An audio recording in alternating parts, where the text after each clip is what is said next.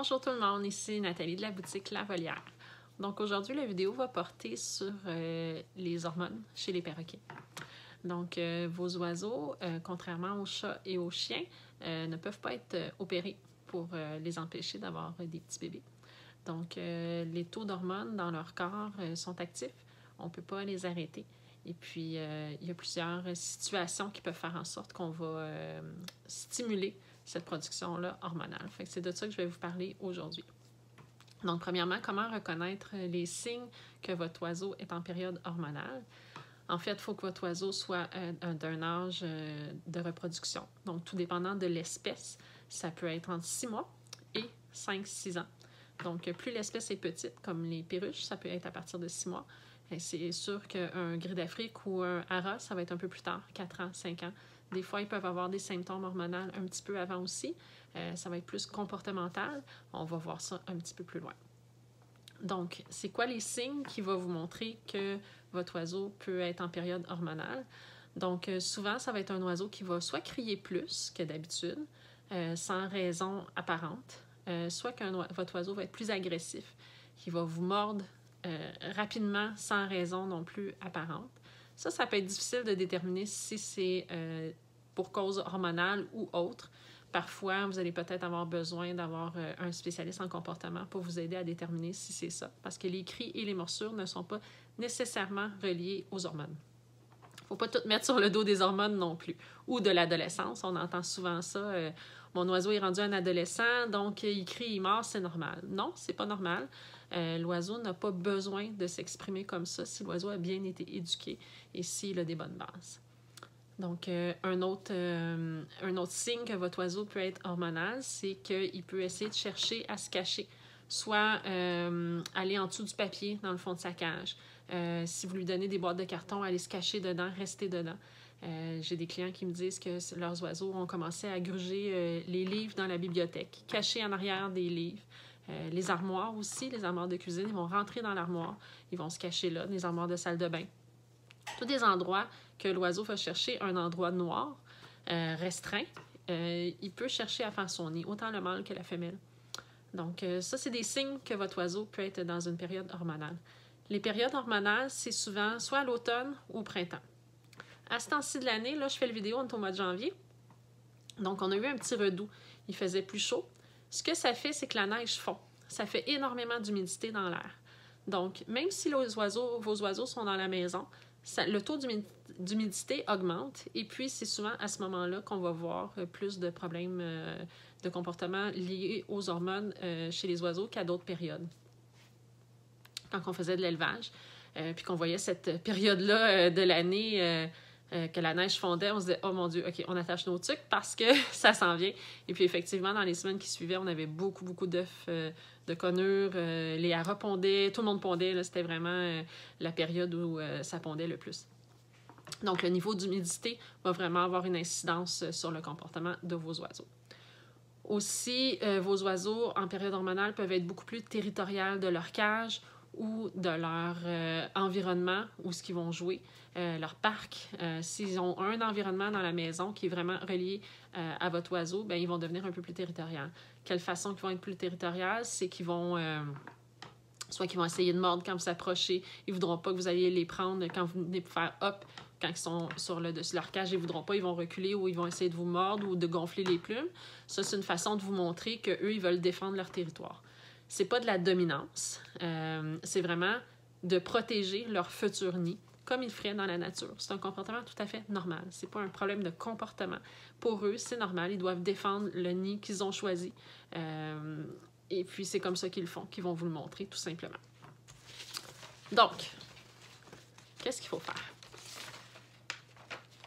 Dans la cage de l'oiseau, si vous ne faites aucun changement, si les perchoirs restent toujours aux mêmes endroits, que les jouets ne bougent pas, que tout est stable, tout est constamment placé de la même façon au fil des semaines, au fil des mois, au fil des années, votre oiseau va se sentir très confortable, il ne sentira jamais de changement. Donc, à ce moment-là, il peut devenir très territorial et il peut décider que sa cage va devenir son futur nid. Donc, un truc simple pour éviter que votre oiseau devienne territorial de sa cage et par le fait même hormonal, c'est de faire des changements dans sa cage. Donc, vous pouvez faire des changements à toutes les semaines, aux 2 semaines maximum. Pas besoin de jeter les jouets et les perchoirs, simplement les changer. Vous pouvez avoir une boîte de jouets et de perchoirs que vous allez faire les changements, une rotation tout simplement pour votre oiseau. Et puis, ou simplement les changer d'endroit dans la cage également. Ça peut beaucoup aider. Donc ça, c'est une habitude à prendre. Pas attendre que votre oiseau ait des problèmes de comportement pour le faire. Vaut mieux prévenir que guérir. Je préfère toujours prévenir que de devoir traiter un oiseau qui a des problèmes. Donc ça, c'est une chose que vous devriez faire par habitude régulièrement. Aussi, la lumière. Si votre oiseau a des symptômes d'hormones, bien, c'est sûr que ce n'est pas le temps de lui donner un 12 à 14 heures de lumière par jour. Donc, c'est sûr, l'hiver, on a moins de soleil et puis il faudrait diminuer la quantité de lumière à nos oiseaux aussi. Je sais, c'est difficile, on part travailler le matin tôt, on revient le soir, on veut voir nos oiseaux, mais votre oiseau a eu de la lumière quand même toute la journée. Donc, si votre oiseau a un problème de territoire ou d'hormones, il faudrait peut-être diminuer un petit peu la quantité de lumière qu'il va avoir dans sa journée. Donc, ça n'inclut pas seulement le soleil, c'est la lumière artificielle également. Si vous donnez une lumière Avian Sun, ça inclut également cette lumière-là. Donc ça, c'est quelque chose à regarder. En fait, ce côté-là, vous pourrez même regarder avec votre vétérinaire là, si vous avez un oiseau qui pond des œufs. C'est quelque chose de vraiment important à vérifier avec votre vétérinaire. Ensuite de ça, l'alimentation. Dans la nature, les oiseaux vont se reproduire quand il va y avoir abondance de nourriture. Donc, quand c'est la saison, qu'il y a beaucoup de fruits dans les arbres, qu'il y a beaucoup de toutes sortes de variétés d'aliments, parce qu'ils vont nourrir leur bébé. C'est sûr qu'ils ne vont pas se reproduire quand les aliments sont restreints et qu'il n'y en a pas beaucoup, évidemment. Donc, nous, dans nos maisons, comme je vous ai parlé souvent, on leur offre un petit bol, tous des petits fruits coupés bien joliment, des noix en masse, des graines, de la moulée, on leur offre tout ça sur un plateau d'argent. Votre oiseau n'a aucun exercice à faire pour aller atteindre cette nourriture-là, donc il ne dépense pas de calories pour la nourriture ingérée. Et puis, c'est en abondance. Donc, le soir, on arrive, l'oiseau n'a pas mangé. Ah, c'est plus frais, je lui en donne des nouveaux. Donc, on stimule ce côté-là à longueur d'année. Donc, c'est pour ça que les oiseaux peuvent reproduire à peu près n'importe quand ici au Québec, quand ils sont dans les maisons.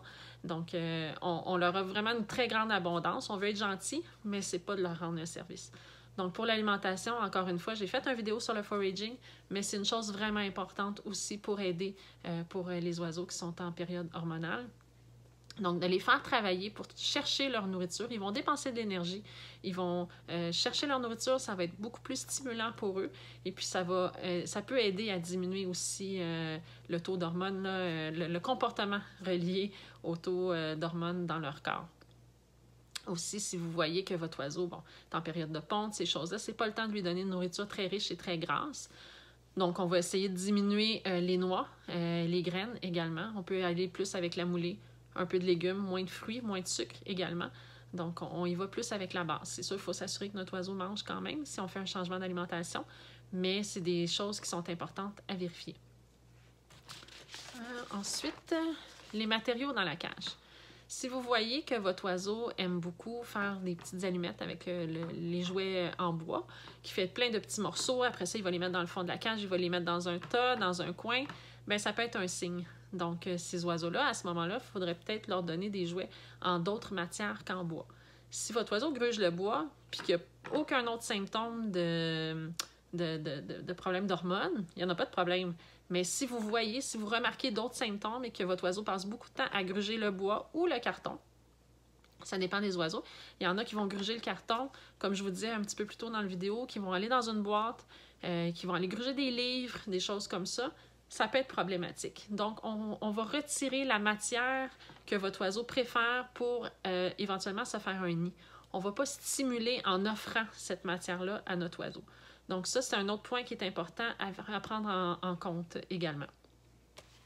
Il faut changer aussi beaucoup les jouets, éviter, comme je vous disais, de mettre les matériaux que votre oiseau préfère pour pouvoir éventuellement se faire un nid, mais aussi varier les matières.